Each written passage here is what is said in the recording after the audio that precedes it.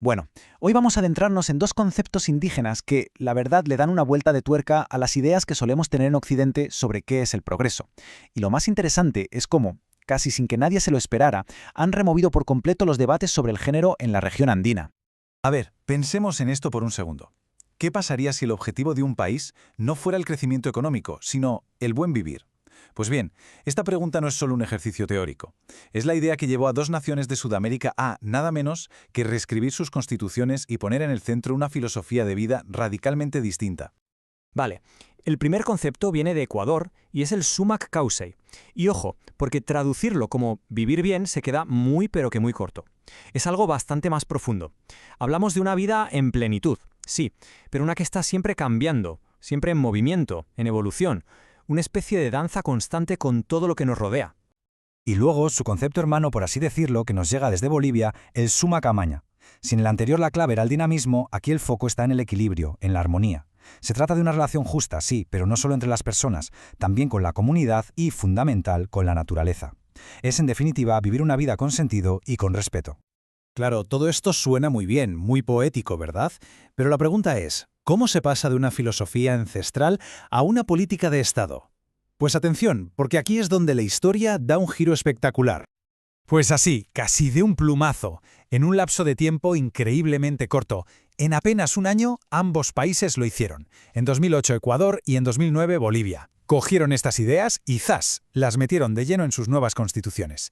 Y esto no salió de la nada, claro. Fue el resultado de la presión de movimientos sociales históricos que dijeron, vamos a construir nuestras naciones sobre estos principios. Y aquí llegamos al meollo de la cuestión, al centro de este análisis. Porque claro, si se está rediseñando la sociedad desde sus cimientos, la pregunta es inevitable. ¿Y las mujeres qué? ¿Hay en estas nuevas visiones del mundo un espacio para repensar las relaciones de género? Para entender el punto de partida, hay que conocer un principio andino fundamental, el chachahuarmi. La idea es, básicamente, que un hombre y una mujer casados no son dos individuos, sino que forman una única unidad, un todo dual y equilibrado. Y ojo, que esto no se aplica solo a la pareja, sino a toda la estructura social, incluido el gobierno de la comunidad. Pero este ideal de equilibrio perfecto ya se estaba cuestionando desde dentro. Y esta cita lo dice todo. Líderes como Arminda Velasco lo estaban poniendo sobre la mesa. Se acabó eso de ser el hombre y su mujer. La propuesta es radicalmente distinta. Ahora toca la mujer y su hombre. Se trata de alternar, de estar en pie de igualdad. Y aquí está la gran contradicción. Porque una cosa es la filosofía, el ideal de la complementariedad, y otra muy distinta es la realidad del día a día. En la práctica, lo que pasaba a menudo es que la autoridad de las mujeres, su papel público, solo existía si eran la esposa de. Es decir, su poder dependía del líder masculino, del malku. Y es justo en este punto donde la historia se parte en dos. Porque aunque Ecuador y Bolivia arrancaron con ideas casi idénticas, la manera en que cada uno abordó el tema del género fue como la noche y el día. Vamos a ver qué pasó para que sus caminos se separaran de forma tan radical. Fijaos bien en esta comparación, porque es clave. Por un lado, Ecuador. Allí, el summa causai se mezcla con la idea del socialismo del siglo XXI. Y en lo que respecta al género, bueno, las políticas son más bien tradicionales. Pero en Bolivia la cosa es totalmente distinta. Allí, el summa camaña se une a un concepto potentísimo, la descolonización. Y de esa mezcla surge algo inédito, una política de Estado con un nombre que lo dice todo, despatriarcalización. Y que nadie piense que esto se quedó en palabras bonitas o en un simple discurso. Para nada. Esto se convirtió en acción pura y dura. En 2010 el gobierno boliviano va y crea dentro de su propia estructura una unidad de despatriarcalización. Algo así no se había visto nunca. De repente la lucha contra el patriarcado era una tarea oficial del Estado. Y la lógica detrás de todo esto, como lo explica la propia jefa de la unidad, es aplastante de tan sencilla. Es imposible construir el vivir bien para toda la sociedad si, para empezar, no se vive bien entre hombres y mujeres. Si esa base no es justa, todo lo demás se cae. Lógicamente, con dos enfoques tan diferentes por parte del Estado, los debates que surgieron en la sociedad, sobre todo en los círculos feministas, no podían ser más distintos. Y vamos a ver por qué. Mira la tabla, porque resume perfectamente la situación. En Ecuador, la conversación sobre suma causa y género pues se quedó ahí, en un debate bastante académico, sin mucho eco en la calle. Pero en Bolivia se desató una auténtica tormenta.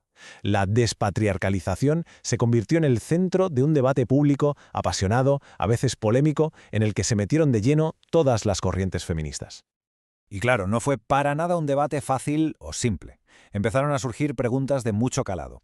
A ver, ¿El patriarcado es algo universal o lo trajeron los colonizadores? ¿Son compatibles la complementariedad indígena y la igualdad feminista?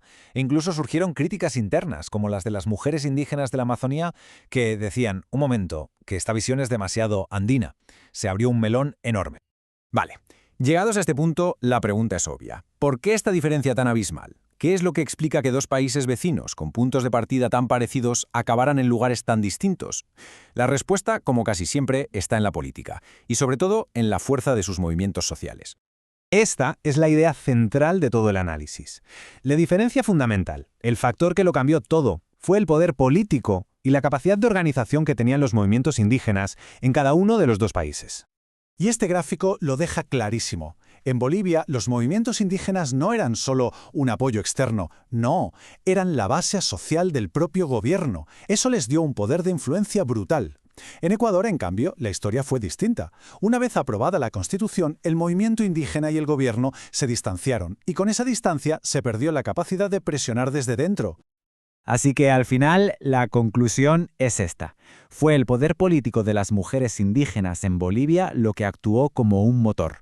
Ellas fueron las que llegaron el debate del aula a la plaza pública, las que consiguieron que se convirtiera en política de Estado y las que en definitiva obligaron a toda la sociedad a hablar del tema. En Ecuador, al faltar ese motor, la conversación simplemente no arrancó con la misma fuerza. Y todo esto nos deja con una última pregunta en el aire, una pregunta que es, en realidad, la gran lección de esta historia. La experiencia de estos dos países nos obliga a plantearnos algo fundamental. ¿Se puede de verdad descolonizar la política? Es decir, cambiar las estructuras de poder heredadas sin, al mismo tiempo, despatriarcalizar ese poder. Ahí queda la reflexión.